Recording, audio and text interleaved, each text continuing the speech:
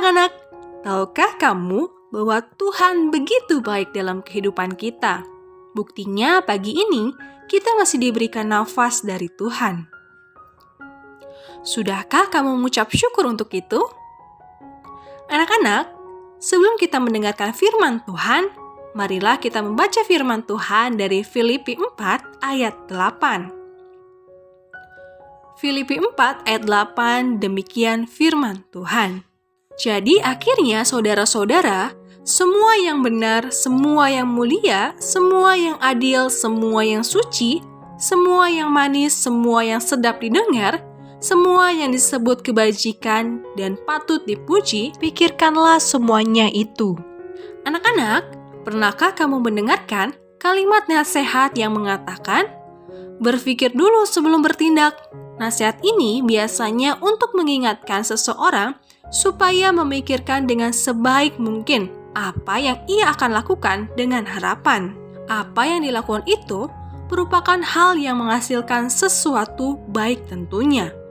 Ketika seseorang mau melakukan sesuatu, biasanya orang itu akan memikirkan bagaimana melakukannya.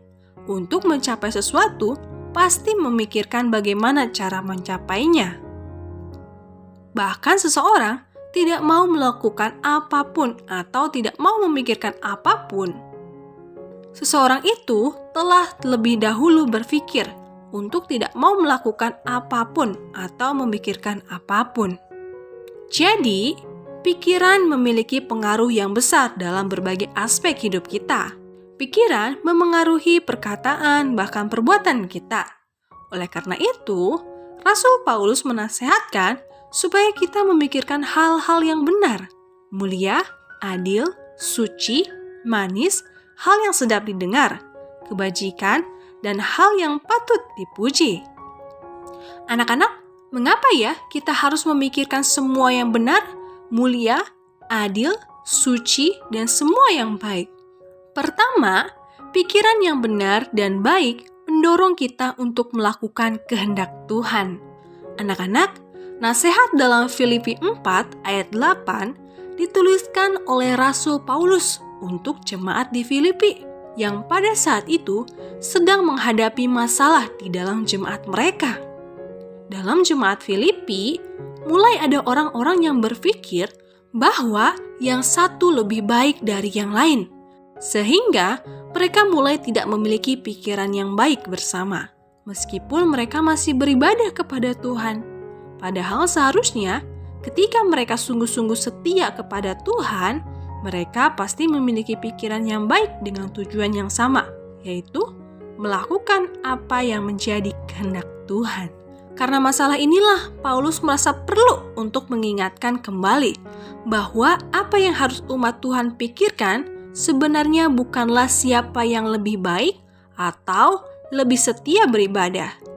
Memiliki pikiran yang baik bersama menjadi bukti bahwa mereka hidup sungguh-sungguh mengikuti pimpinan Tuhan dan mampu mengendalikan pikiran yang tidak sesuai dengan kehendak Tuhan. Anak-anak, ketika kita sungguh-sungguh percaya dan hidup sesuai dengan pimpinan Tuhan, kita tidak akan memikirkan hal-hal yang tidak Tuhan kehendaki, karena pikiran kita selalu mengikuti pimpinan Tuhan. Seperti tertulis dalam Roma 8 ayat 5. Demikian firman Tuhan. Sebab mereka yang hidup menurut daging memikirkan hal-hal dari daging. Mereka yang hidup menurut roh memikirkan hal-hal yang dari roh. Demikianlah kita, anak-anak yang hidup dalam Tuhan, kita akan memikirkan segala hal yang sesuai dengan apa yang Tuhan inginkan. Anak-anak, di masa pandemi ini, mungkin ada di antara kita yang memikirkan hal-hal yang tidak tepat sesuai dengan apa yang Tuhan kehendaki. Bahkan mungkin ada di antara kita sampai melakukan apa yang tidak baik yang dipikirkan itu. Seperti berpikir untuk tidak mengerjakan tugas sekolah atau main games di saat belajar. Semua itu tentunya dilakukan dengan berpikir terlebih dahulu, kemudian dilakukan. Namun anak-anak, ingatlah bahwa ketika kita sungguh-sungguh hidup sebagai anak-anak Tuhan, kita pasti harusnya memikirkan hal-hal yang sesuai dengan apa yang Tuhan kehendaki untuk kita lakukan. Kedua, pikiran yang benar dan baik adalah hasil dari hubungan kita dengan Allah setiap hari. Anak-anak, kalian tentu mengingat bahwa Allah yang kita sembah adalah Allah yang tahu segalanya. Bahkan Allah tahu apa yang kita pikirkan meskipun kita tidak mengatakan melalui mulut kita. Hal-hal yang kita pikirkan dalam pikiran kita, jika kita tidak mengungkapkan melalui perkataan kita, maka tidak ada seorang pun yang akan mengetahui apa yang kita pikirkan. Baik hal itu yang baik atau hal yang jahat. Namun Allah kita adalah Allah yang tahu segalanya, termasuk pikiran kita. Seperti kisah di mana Tuhan Yesus mengetahui pikiran murid-Nya dalam Matius 9 ayat 4. Berkata, tetapi Yesus mengetahui pikiran mereka, lalu berkata, mengapa kamu memikirkan hal-hal yang jahat di dalam hatimu?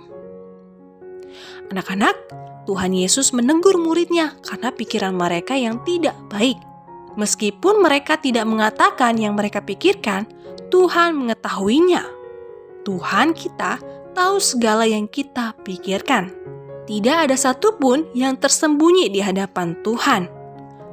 Maka, dengan selalu memikirkan hal yang baik, bukan hanya kita melakukan kehendak Tuhan, melainkan juga menjaga relasi kita dengan Tuhan tetap baik. Tidak ada hal yang dapat kita tutupi di hadapan Tuhan. Perbuatan tidak baik yang sering kita lakukan dan yang merusak relasi dengan Tuhan adalah memikirkan hal-hal yang tidak sesuai dengan kehendak Tuhan. Memikirkan hal-hal yang tidak sesuai dengan kehendak Tuhan, ini jugalah yang dahulu mendorong manusia jatuh ke dalam dosa. Karena berpikir ingin menjadi seperti Allah. Hawa dan Adam melakukan perbuatan yang tidak Allah kehendaki dan tidak menaati perintah Allah, sehingga hubungan mereka dengan Allah menjadi rusak, terpisah karena dosa. Maka anak-anak, dengan menjaga pikiran kita selalu memikirkan hal-hal yang baik yang Tuhan kehendaki, juga akan menjaga relasi kita dengan Tuhan tetap baik. Anak-anak, ingatlah pikiran kita adalah yang paling sering mengarahkan kita untuk berkata maupun berlaku. Maka, kita harus mengarahkan pikiran kita di bawah pimpinan Tuhan. Sehingga apa yang kita katakan dan lakukan adalah sesuai dengan kehendak Tuhan. Dan relasi kita dengan Tuhan selalu baik. Amin.